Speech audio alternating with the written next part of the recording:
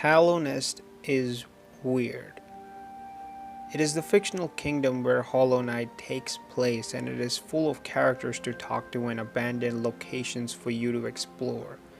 And the more you dig deeper in this world, the more you realize that things are not what they seem to be. On the surface, it's just a game about bugs. Literally bugs. Moths, spiders, and flies. But for a game that has hollow in its title, Hollow Knight is completely opposite of that adjective. It is filled with so much personality, both in its world and its residents, that it is hard not to appreciate it. From its incredible visuals and fluid gameplay to its charming characters and challenging boss fights, all contained in a mysterious, enigmatic world with an atmosphere so thick you could cut it with a knife. Or a broken nail at least. Hollow Knight is simply perfect. In this subjective era of consuming artistic visions, I have to add that it is perfect to me. It's just an opinion, but with everything that this game gets right, I refuse to believe otherwise.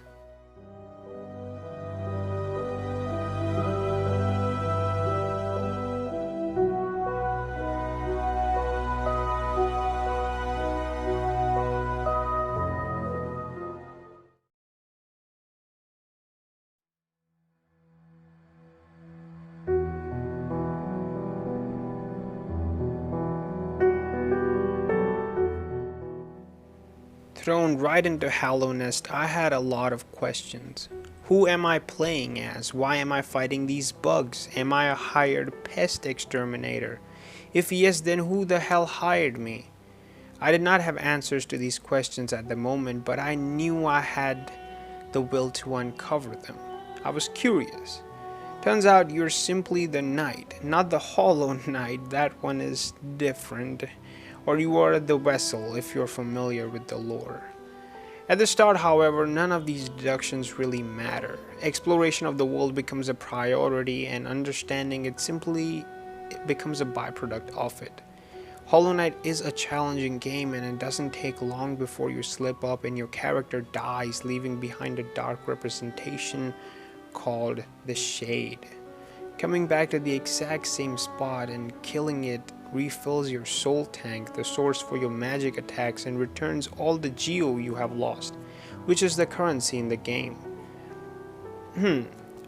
You have seen that gameplay mechanic before, but Hollow Knight builds on top of it. It adds context to it, it gives lore, it puts meaning behind your actions. Regardless of the intimidating difficulty, the knight is a joy to control. The movements in combat have been perfected to a T, and no matter how many times you fail, you never feel that the game is being unfair to you. Rather, you just simply need to get good and overcome these obstacles. Hollow Knight is at its best when you're mixing platforming and combat, which is honestly 90% of its time, to create a seamless transition resembling a sensation of being a mixed martial artist. You know, like slipping punches and only connecting when you absolutely need to. The combat is many things, sometimes bullet hell, sometimes shovel knight, sometimes how about no? But it never boils down to pointless button mashing. Enemies big or small always pose a threat, and you are never truly safe. Unless you're sitting on a bench, that saves your game. Actually, never mind, you're not always safe there too.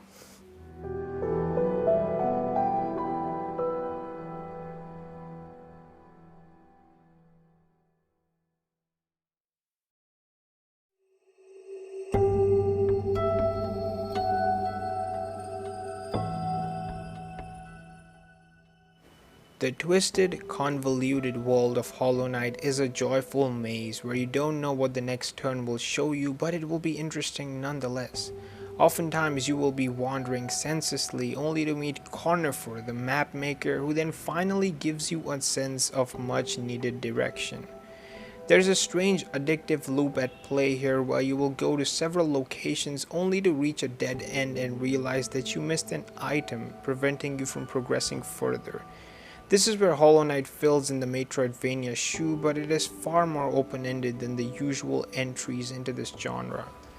The world is all about the joy of exploration, meeting new strange characters all equipped with personality and charm. Some characters present a friendly front only to eat you for dinner in the next moment. Others will tell you about the tales of the land, and some will even help you during combat.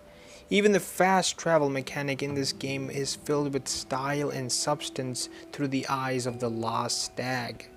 It is just brilliant. Everybody and everything has a reason for existence. Nothing is out of place or acts as filler. This is one of the many reasons why time spent exploring doesn't feel wasted. Every venture results in a reward of some kind. Every location has its own individuality. Fungal waste literally has mushrooms as enemies in an infectious wasteland. Crystal Peaks has miners and, well, crystals, where you get the super dash ability that leaves trails of the same crystals as a gentle reminder. Green Path is the dense forest home to many mossy enemies, especially the moss charger who acts big and mighty but is just a cute little bug inside. Deep Nest is this dark, brooding place that screams forbidden, where established norms are broken in frightening ways. There are enemies that die once only to come back to life moments later. The Abyss is devoid of any life. The enemies here are echoes of the past, but the entire place strangely feels like home. Kingdom's Edge, on the other hand, seems like a place that once felt glorious, but now is a remote location for those in need of some peace and solitude. These are just some of the many locations you will travel to, and they all add to the scale and size of Hallownest. The transition from one location to another is seamless, with multitude of pathways and secret entrances ensuring that you won't get too lost without finding a place that feels familiar.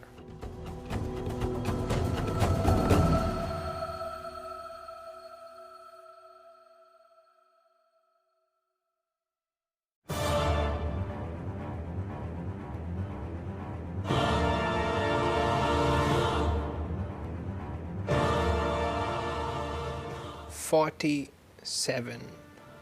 That's the number of boss fights you will encounter in your adventure. Most of them are completely optional, but they're still a spectacle to witness and a joy to defeat. Except the Hollow Knight, that one is sad. Besides, every boss encounter here has a reason for existence, and they will make your character stronger and more resilient in the longer run. But for that to happen, sacrifices have to be made, and frustration has to be felt.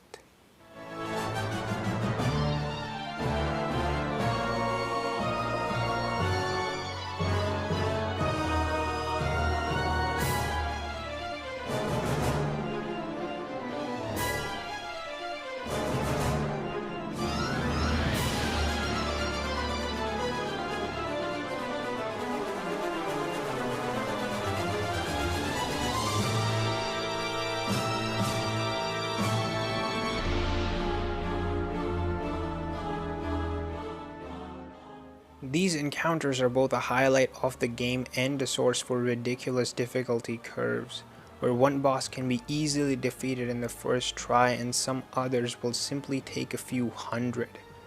The game does offer you some relief. By equipping the right charms and by upgrading the nail, you might stand a better chance. In some cases, like the Watcher Knights, where you take on 6 enemies at the same time, the game lets you go around the block, find a secret area that takes out one of them, reducing the number permanently to 5. Those 5 are not easy either, but it's still better than 6. You can't complain with that. Despite everything, the boss fights are constantly a joy, a frightening rush of adrenaline that will always implore you to try one more time. Some of my favorite moments were after defeating an enemy that was taking forever and just standing there, asking myself, how did I do that? Then finding the nearest bench and contemplating life. These quiet moments make up the game for me, but you can only appreciate the quiet after the storm.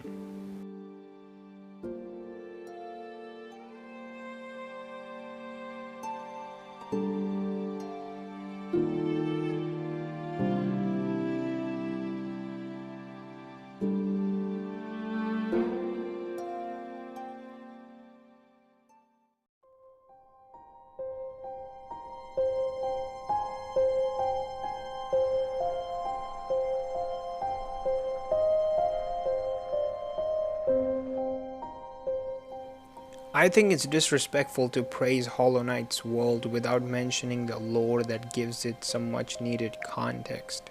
Every character and enemy here has a backstory that can be understood if you're willing to extract it. Conversations and tablets that give the world its foundation might seem very cryptic and unclear at first, but it is straightforward most of the time, at least on a superficial level. Keeping it very simplified, let me tell the story. So you see there's a place called Hallownest, hosting multiple different communities of bugs scattered throughout its vast landscape. Each of them have a monarch or a higher being that they believe in. For example, the Moth tribe believes in the Radiance. Sometime later, a worm shows up and sheds its skin at Kingdom's edge. He promises the bugs that he will make the kingdom last forever if only they devote themselves to him. He also has some powers to predict the future, so the bugs readily oblige. Now that's a conflict of interest. Due to the new king on the block, the Radiance feels neglected and wants the spotlight back on him. So it decides to spread an infection. Great. The Pale King retaliates back by creating vessels with the White Lady. Your character is one of them.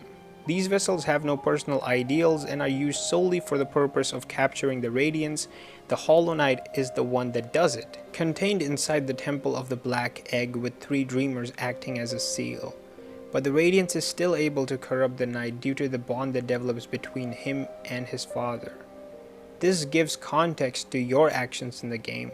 Get rid of the 3 seals and take the Hollow Knight's place, or take the harder route where you invade the Knight's dream to take on the Radiance itself, ending the infection once and for all. Whichever way you decide to go, I think it's important to note that greed, jealousy, and pointless struggle for both power and attention are not only prevalent in our society, they have found a place in the bug community as well.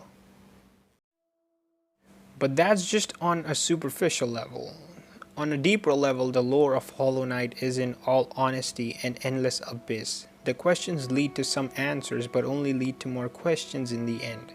A lot of this can be contributed to the constant addition of new characters through DLCs, an upcoming sequel, and the fact that the developers have mentioned that all the different endings of this game are canon and will be accounted for moving forward, which means 5 endings, all contradictory to each other, will have to make sense. I personally think that Dream No More ending has the most closure, but that's just me. What is good about no single ending being completely true means that the game is personalized to your own interpretations.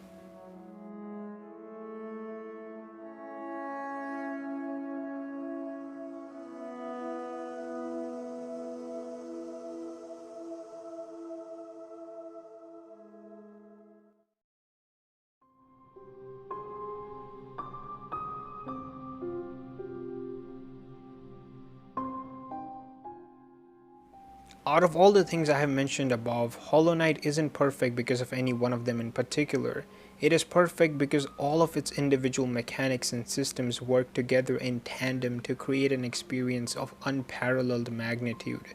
This mysterious and dangerous world of Hallownest has a rhythm of exploration, strategic planning, and charming characters that flow so well into each other it is easy to forget that the game was made by just 3 people, collectively known as Team Cherry. I also want to give a huge shout out to Christopher Larkin. His soundtrack is absolutely phenomenal. And just think about it. These 3 people managed to nail the mechanics and systems of the game so well the first time. I can only imagine what they'll do a second time.